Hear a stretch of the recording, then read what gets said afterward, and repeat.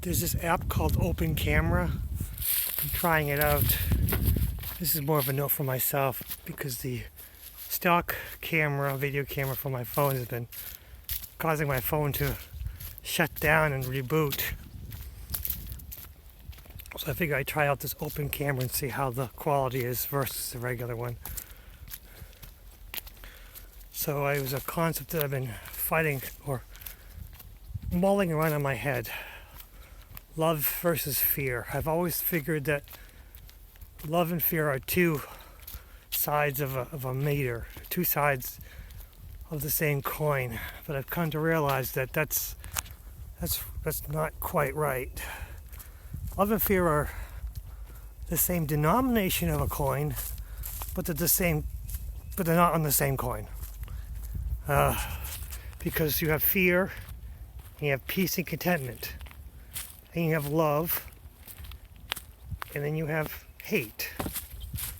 They're two different meters. They don't, you can't love something enough and make the fear go away, because you can love someone and afraid of losing them.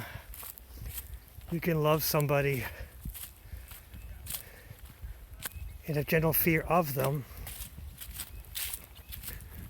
And these are all concepts, and then fear.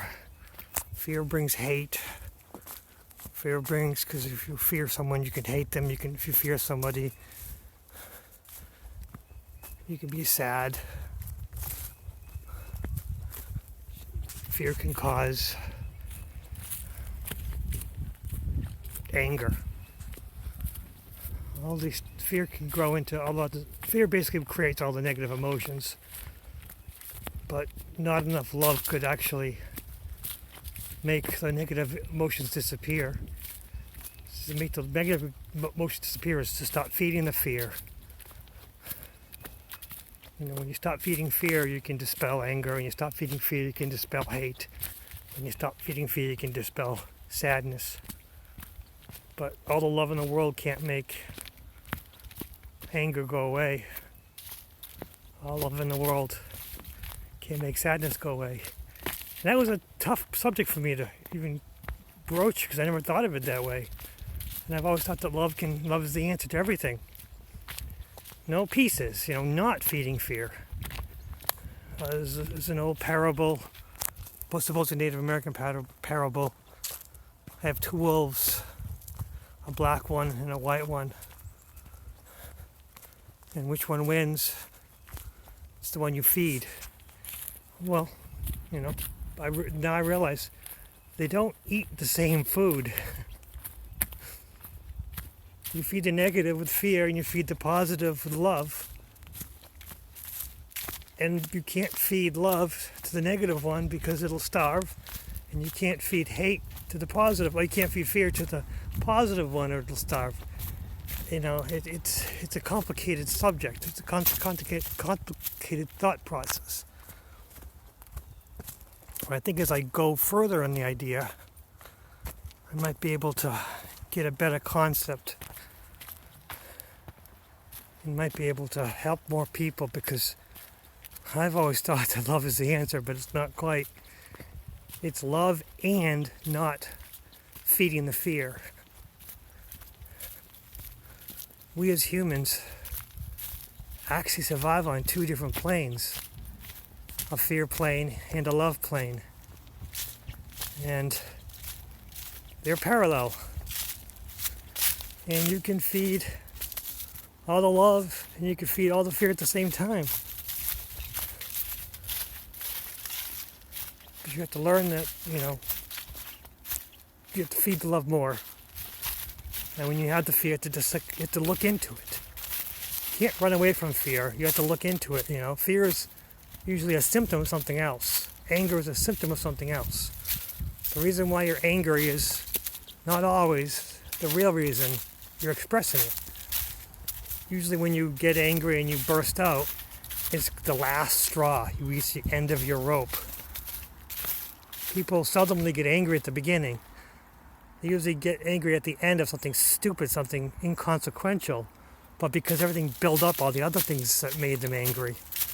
They held it in, they put it in the box, but the box just couldn't take a teeny tiny bit more, and they blow up. And then the people say, "Ooh, they blew up for no apparent reason."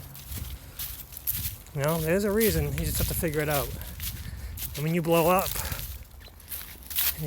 maybe it's not best to apologize right away, but to figure out why you're upset, to try to diagnose the anger, sadness, and fear.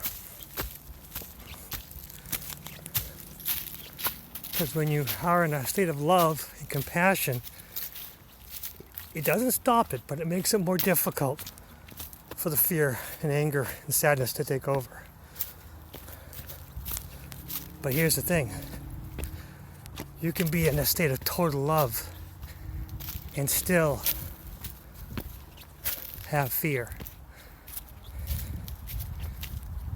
And until you realize that, you're going to be constantly chasing your tail. And that's what I've been doing. What I'm trying to get back onto is we're in a world of fear. But for some reason, there's a group of us on planet who are not feeling the fear. Who are looking at the information and going, well, let's take those numbers and put them in perspective. Yes, a single human death in a painful way is sad. But death's not always sad. Death is a release. Death is a freedom. As long as it's not a painful death, it's really not that sad. Now, someone dying from pneumonia or not being able to breathe, that's torture. Someone dying from being stabbed or beaten, that's terrible. Someone dying peaceful in their sleep, I don't think there's anything sad about that.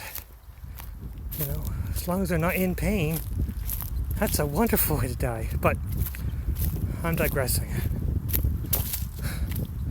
Try to find love in more places. Try to take care of other people without sacrificing yourself. Don't use sacrificing yourself as a badge of courage. Don't use sacrificing yourself as a way of one-upping everyone else. Help others without putting yourself too far out in line. Help others in a pleasant way while also keeping yourself safe. And I think that's all that really matters in life, is just take care of yourself and take care of others at the same time.